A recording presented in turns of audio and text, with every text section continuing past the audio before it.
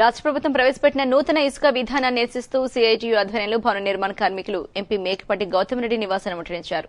ఈ సందర్భంగా భవన నిర్మాణ కార్మికులు మాట్లాడుతూ నూతన ఇసుక విధానం వల్ల ఉపాధి కోల్పోయిన కార్మికులకు 10,000 రూపాయలు ఇవ్వాలని, ఇసుక ధర 150 రూపాయలు తగ్గించి సామాన్యులకు అందుబాటులోకి తీసుకురావాలని డిమాండ్ చేశారు. అదేవిధంగా ఇసుక రీచ్ల సంఖ్యను పెంచి ఇసుక అందరికీ అందుబాటులోకి వచ్చే విధంగా చూడాలని కోరారు.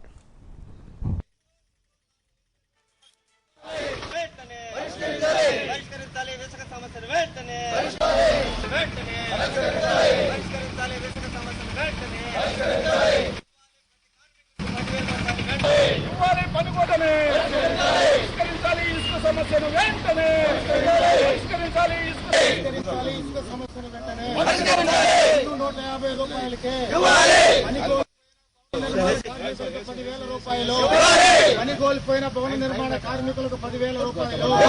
వర్ధిల్లాలి భవన నిర్మాణ కార్మికుల ఐక్యత, వర్ధిల్లాలి భవన నిర్మాణ కార్మికుల ఐక్యత, వర్ధిల్లాలి భవన నిర్మాణ కార్మికుల మద్యం పాలసీని కూడా అదే విధంగా తీసుకు. నెల్లూరు జిల్లా పారిశ్రామికంగా అభివృద్ధి చెందుతూ ఉంది.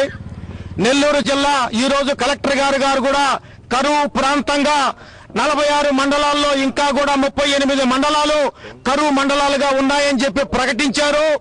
ఈ రోజు నెల్లూరు జిల్లాలో ఫ్యాక్టరీలలో స్థానికులకు ఉద్యోగాలు లేవు. ఈ రోజు బ్రతికేటటువంటి ఏకైక రంగం ఈ రోజు బేల్దారీ రంగం. ఈ రోజు భవన నిర్మాణ కార్మిక రంగం తప్ప వేరే బ్రతుకు తెరువుకి నెల్లూరు జిల్లాలో అవకాశాలు తగ్గిపోతా ఉన్నాయి.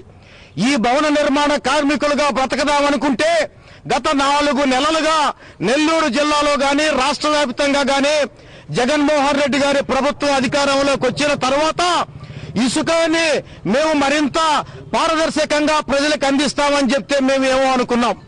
ఈ 4 నెలలుగా ఆయన గారి ప్రభుత్వం వచ్చిన తర్వాత పారదర్శకత సంగతి ఏమో గాని ఇసుక మాత్రం ప్రజలకి దూరం అయిపోయింది. ఈ రోజు భవన నిర్మాణ కార్మిక రంగం ఈ రోజు కుదేలైపోయింది. ఈ రోజు వ్యాపారస్తులకి వ్యాపారాలు లేవు. దాని మీద బ్రతికేటటువంటి భవన నిర్మాణ కార్మికులు గత 4 నెలలుగా పస్తులుంటున్నారు. ఏ రోజు కూడా పని లేక అడ్డాలకొచ్చి కన్నీటితో వెనక్కబోతున్నారు. మేము అడుగుతూ ఉన్నాం, ప్రకృతిలో సహజ సిద్ధంగా దొరికేటటువంటి